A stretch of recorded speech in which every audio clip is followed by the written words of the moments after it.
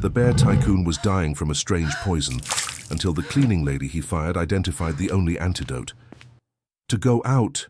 The words cut through the silence of the penthouse like a blade. Lina Martinez's blood ran cold. Her hands trembled around the watering can as Arthur Blackwood's imposing figure filled the doorway. 6'10" of pure, controlled fury, his dark eyes pierced her soul. "Mr. Blackwood, I was just trying— You touched my desk." His voice was a low, menacing growl that made the air heavy. "Rule number 1. The cleaning crew does not touch anything on my desk. Ever." Lina's heart pounded against her ribs. The ghost orchid beside her, the one she was trying to save, seemed to mock her with its withered petals. "The plant was dying. I just wanted to help." Arthur approached. Each step was deliberate, predatory. His shadow swallowed her whole. "I don't pay you to think. I don't pay you to care. I pay you to clean everything up and disappear." He pointed to the door. "Security, now. You're out." The words hit like a physical blow.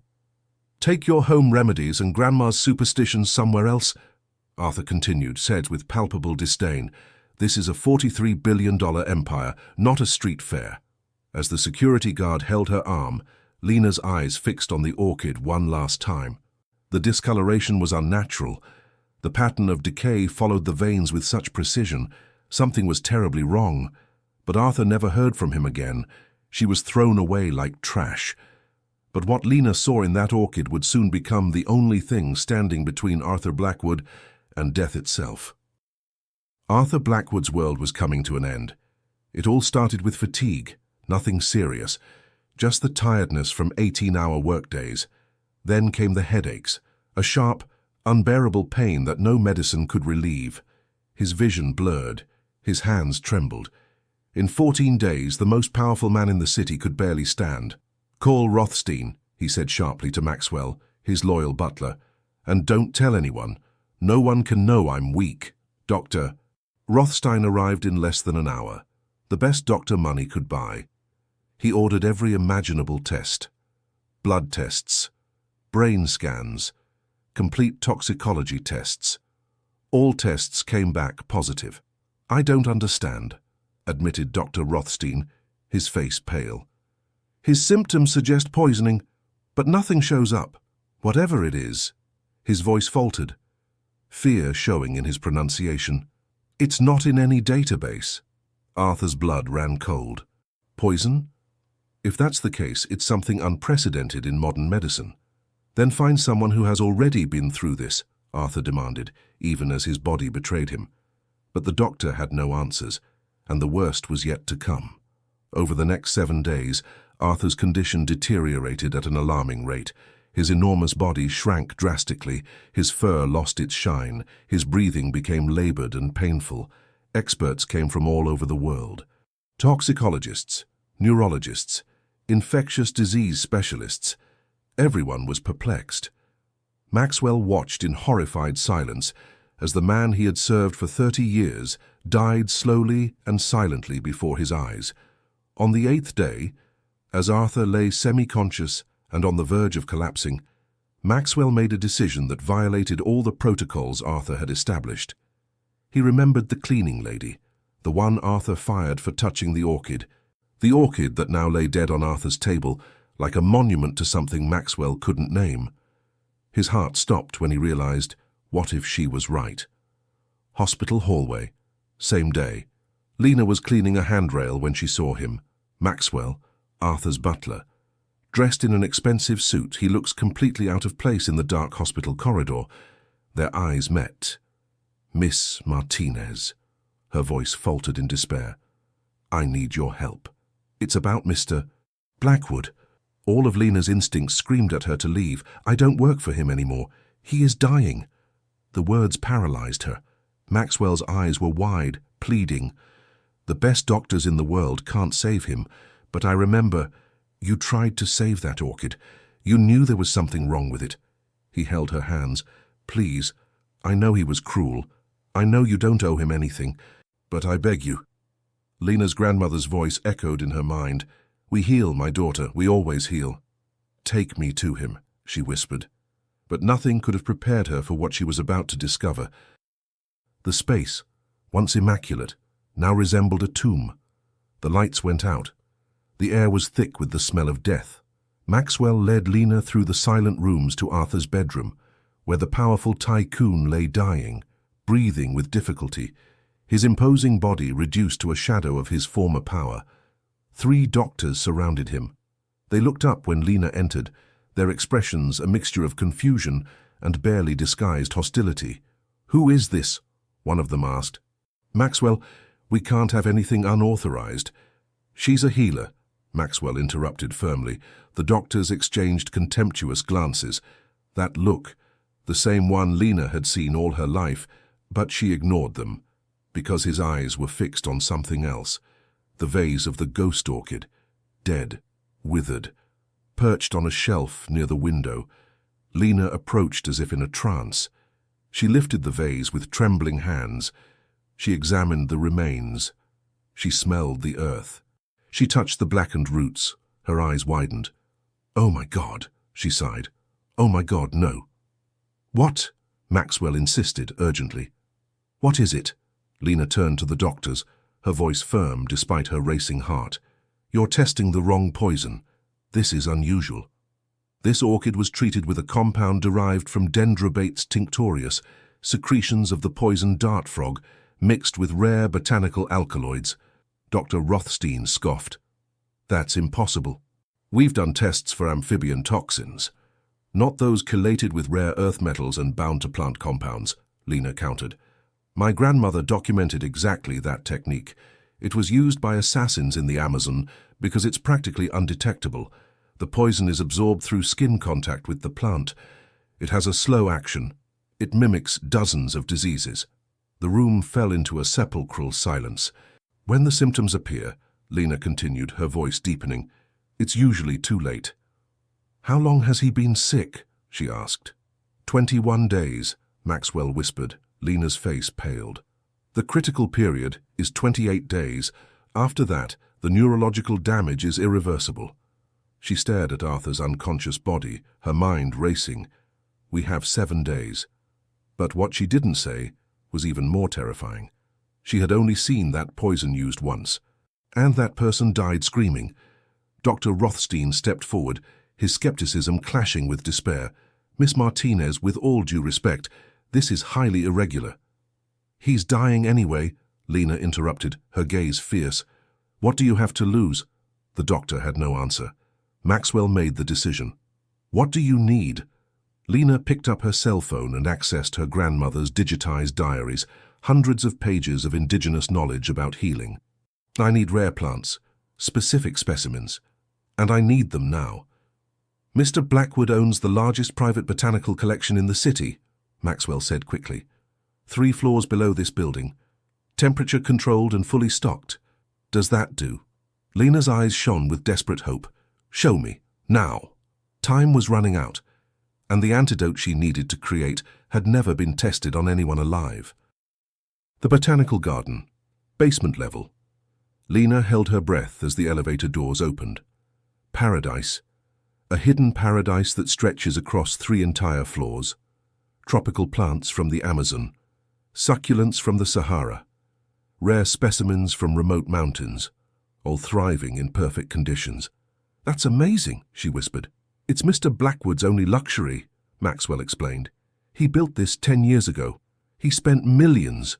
No one is allowed to come down here except the caretakers." Lena was already moving through the space with purpose, her fingers tracing the leaves, her nose capturing aromas. She was in her element now, speaking a language the doctors couldn't understand. She moved with increasing urgency, gathering her ingredients. Uncaria tomentosa for its alkaloids, Tabernanthe iboga for its neurostimulant properties, Banisteriopsis caapi for its MAO-inhibiting compounds. A dozen other plants, each one of them in critical condition.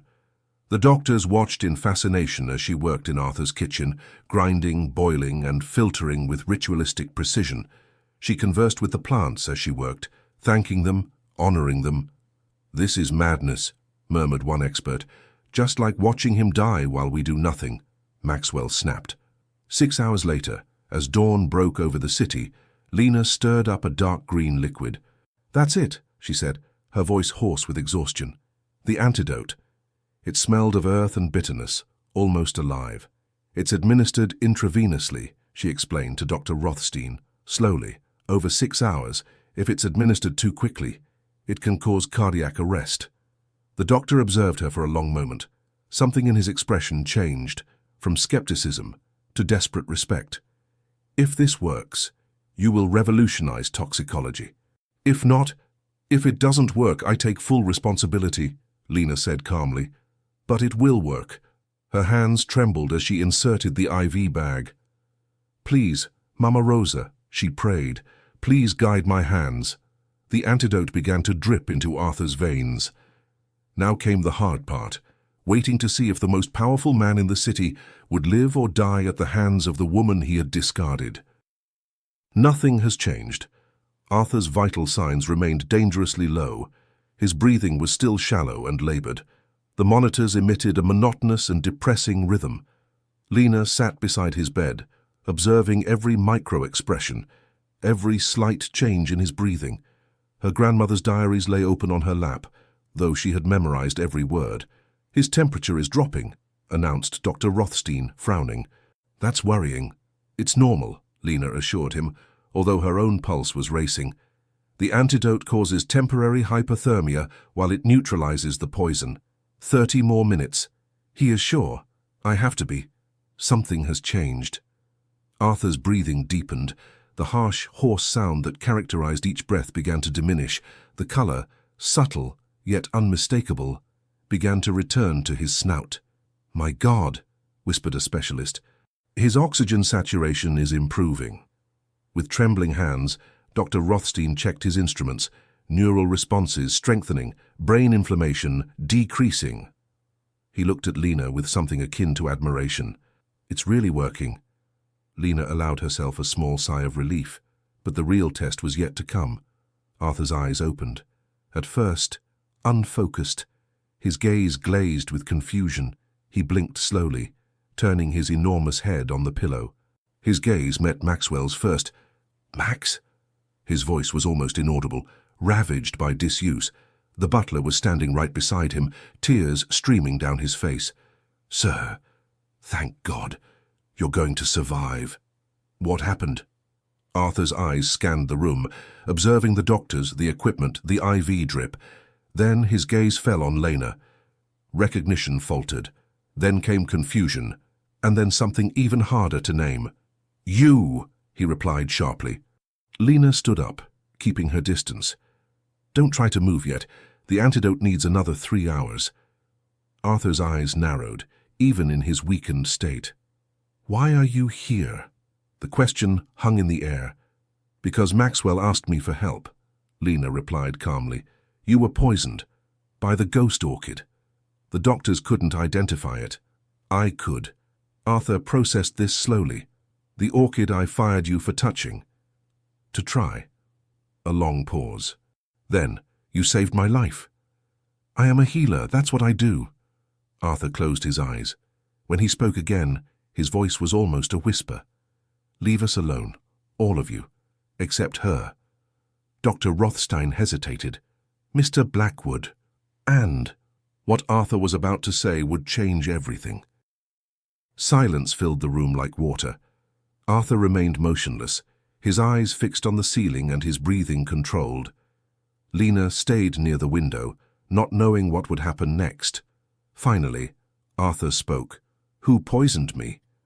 I still don't know, Lena admitted, but whoever did this knew exactly what they were doing. This poison is extremely rare. Only a handful of people in the world know it exists.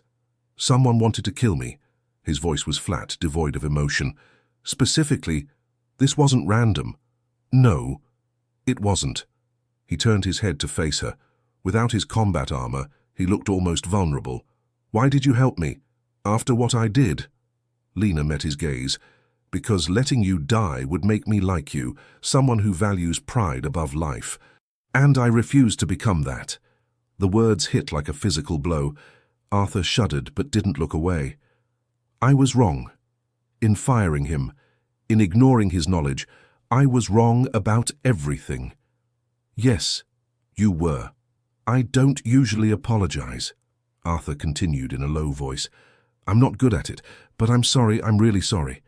Lena nodded slowly. Apology accepted. Now rest. But Arthur wasn't finished. You said someone specifically poisoned me. That means that person had access to my office, to my private space. He gritted his teeth. I need to know who. Maxwell. The butler appeared immediately. Sir, security footage. Last 6 weeks. Everyone who entered my office, every delivery, visit, maintenance call, everything. Right now. As Maxwell hurried away, Arthur turned to Lena. Are you going to stay? While we find out who did this, I'm not leaving until the antidote is ready. And then, after that, we'll figure out how to solve this. But none of them knew that the person who tried to kill Arthur was closer than they imagined. Arthur sat up in bed, now fully alert, color returning to his face. The transformation had been miraculous. He watched the security footage on a large screen while Lena monitored his vital signs nearby. Doctor, Rothstein said it was medically impossible. He pleaded for samples of the antidote and Lena's formula. She promised to share everything as soon as they found the poisoner. Okay, Arthur said suddenly, freezing the filming. Stop. A delivery man enters his office. Average height and build, cap pulled down, face turned away from the cameras. This package, Arthur growled. I never asked for anything. Maxwell consulted his notes. According to the receipt, a replacement orchid from Exotic Flora Imports. The receipt indicated that your original order was damaged during shipping. Arthur's eyes narrowed dangerously. I didn't ask for the first orchid. It was a gift. A gift? Lena leaned forward. From whom? The silence that followed was deafening. Marcus Thornwood, Arthur finally said. Maxwell's deep breath said it all. Your partner, whispered the butler. Your longtime friend. Ex-friend, Arthur corrected, his voice cold. We had a falling out 6 months ago. He wanted to take Blackwood Industries public. I refused. He threatened to create a competing company. His jaw clenched. I told him he would never succeed without me. And at that moment, everything fell into place. Lena's mind was racing. Could the orchid have been his? 3 months ago, he called it a peace offer. Arthur's laugh was bitter and cutting. That manipulative son of a bitch, he's been poisoning me for 3 months, and I never suspected a thing. We need proof, Lena said urgently. The images from the shipping company will be falsified or deleted, Arthur replied. Marcus is too smart to make simple mistakes, but... A dangerous smile spread across his face. He made a crucial mistake. What? He wasn't counting on you. On someone who could identify and cure a poison that shouldn't even exist. Arthur looked at her with renewed admiration. He thought he was untouchable. What are you going to do? The smile widened, cold, calculating. I'm going to give Marcus exactly what he wanted, his own company, and then I'm going to take it away from him little by little. But Lena was about to teach Arthur one last lesson, a lesson that would change him forever. Arthur's revenge was surgical. While still feigning illness, he orchestrated a masterpiece of corporate warfare. With the help of Maxwell and his most trusted lawyers, he discreetly bought up all the assets Marcus Thornwood had ever touched, all the investments, all the properties, all the stocks. He also hired a forensic team.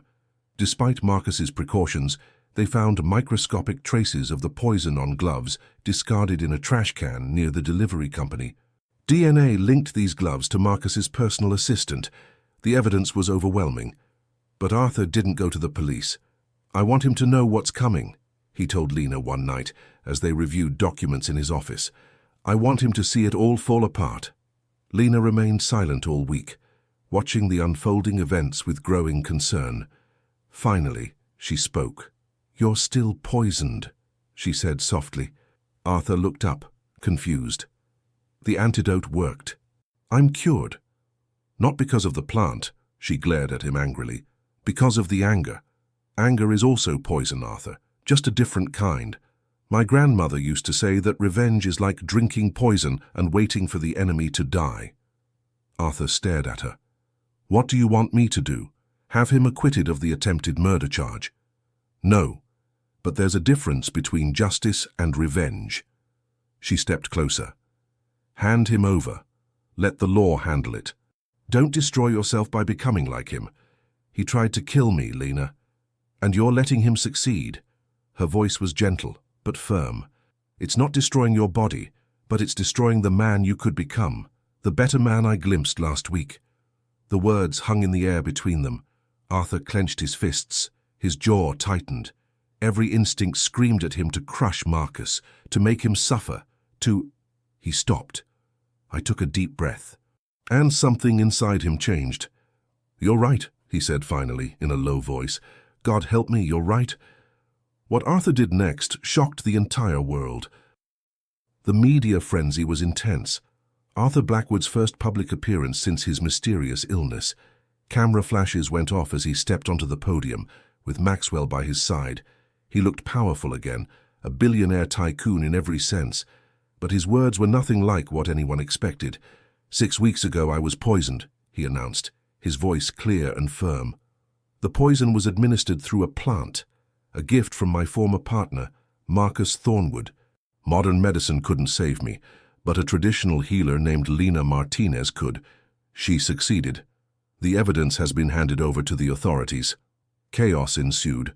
Questions arose from all sides. Arthur raised his hand. "I have one more announcement to make." The room fell silent. "Effective immediately. I'm establishing the Martinez Institute for Ethnobotanical Research, fully funded by Blackwood Industries with an initial donation of $500 million. Exclamations of astonishment were heard in the crowd. Arthur gestured and Lena approached from backstage. The cameras turned to her, capturing her expression of astonishment. "Miss Martinez will serve as the director and chief researcher of the Institute," Arthur continued. "She will have unlimited resources and complete autonomy, because I learned something from my illness. Sometimes the most valuable knowledge comes from the most unexpected places. Sometimes the person you dismiss is the only one who can save you, and sometimes—" He paused, looking directly at Lena. "Sometimes being saved means learning to be worthy of salvation." The result was quick and satisfactory. Marcus Thornwood was arrested within a few hours. The evidence was overwhelming. The forensic evidence, the documents showing that he had purchased poisonous compounds, the testimony of his assistant, who succumbed to pressure. He would spend 20 years in prison. But Arthur barely paid attention to the trial. He was very busy helping Lena build her institute. The Martinez Institute was magnificent, a beautiful building adjacent to the Arthur Botanical Garden, state-of-the-art laboratories, a vast library, greenhouses where medicinal plants can thrive. Lena hired ethnobotanists from 6 continents, traditional healers, and guardians of indigenous knowledge. Together, they documented wisdom that was at risk of being lost forever. Arthur attended the inauguration ceremony, standing at the back of the crowd. He watched Lena cut the ribbon and address hundreds of people with serene confidence. She wore a traditional embroidered dress made by her grandmother, a tribute to the past while building the future. When their eyes met through the crowd, she smiled. And Arthur felt something he hadn't felt in years. Peace. Arthur found Lena in the greenhouse. She was tending to a ghost orchid, healthy this time, with pale, perfect, and immaculate petals. She looked up when he entered. "Thank you," she said simply. "For all of this." "It's not enough," Arthur replied, moving closer. "It will never be enough." "You're right." She put down the watering can. "But it's a good start." Arthur laughed, genuinely and warmly. "You never let me get away with it, do you? Would you like me to do this?" "No." He touched the orchid petal delicately. "I've spent my life surrounding myself with people who told me what I wanted to hear. It almost killed me. Literally." He looked at her seriously. "You saved my life, Lena. Not just physically. You reminded me that power means nothing if you've lost your humanity." "We all get lost sometimes," Lena said softly. "What matters is finding your way back." "I'm trying. With your help, I'm trying." A comfortable silence settled between them. "I have a confession to make," Arthur said finally. "The Institute wasn't entirely altruistic." "Oh, I expected that if I funded the project, you'd have to see me often. Board meetings, budget reviews, strategy sessions. He seemed almost shy. I wanted a reason to be in your life. Lena's heart raced. You don't need an apology, Arthur. I am not. No, she stepped closer. The man who fired me isn't the same one who's here now. And this man... She touched his face gently. This man, I'd like to get to know him better. Arthur closed his eyes, surrendering to her touch. I don't deserve you. Probably not, Lena agreed with a small smile, but perhaps that's not up to you to decide. And in that moment, surrounded by orchids and possibilities, Arthur Blackwood learned the most important lesson of his life. The Martinez Institute has published its first major research paper. The article detailed the poison that nearly killed Arthur and the traditional antidote that saved him. The article revolutionized toxicology. Medical schools included ethnobotany in their curricula. Traditional healers around the world began to be more respected, and despite all of that, Arthur and Lena grew even closer. Their relationship was unusual, a billionaire and a healer from completely different worlds, but it worked. His entrepreneurial mind balanced her gentle wisdom. Her patience softened his rough edges. His resources amplified her healing work. Lena kept her modest apartment with its herbs and mementos, but Arthur's penthouse became more inviting. Plants sprouted everywhere. His books adorned his shelves. And laughter, genuine laughter, echoed through spaces that had once known only icy silence.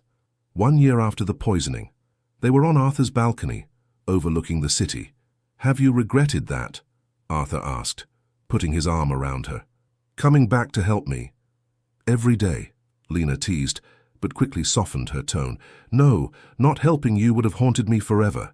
You didn't just save my life, Lena. He kissed her head. You taught me how to live it. Below them, the city shone. The Martinez Institute gleamed amidst the lights.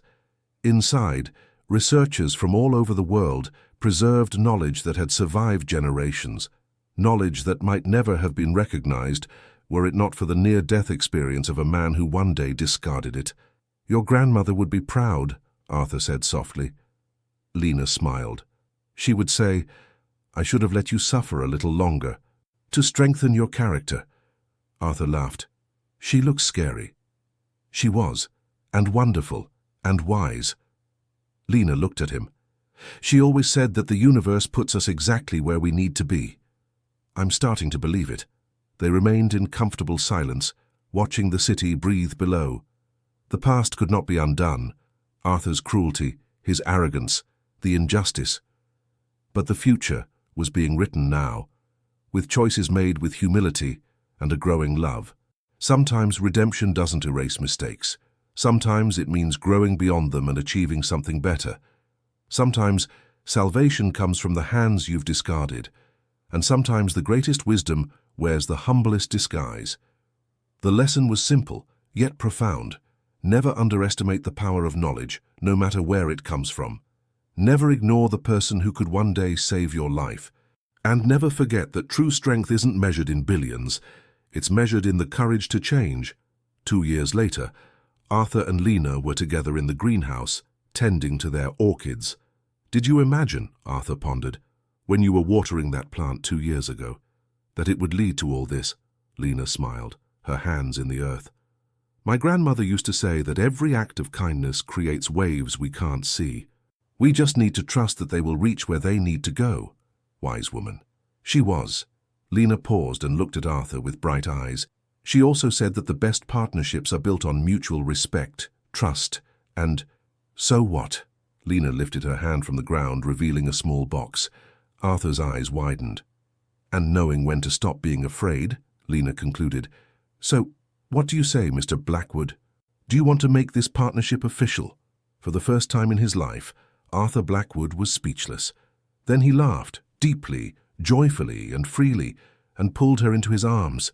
Yes, he whispered, 1,000 times yes. And in that greenhouse full of life, healing and possibilities, 2 people who met in the most unlikely way sealed their future with a kiss. Because sometimes the best stories aren't about princes saving princesses. Sometimes they are stories of healers saving bears, and both learning to save each other. If this story of redemption and second chances moved you, Don't forget to like and subscribe. What did you think of Arthur's transformation? Leave your opinion in the comments. And remember, never underestimate the power of knowledge, kindness, or people you consider inferior. They may be the ones who save your life. Until next time, keep believing in second chances and the power of healing.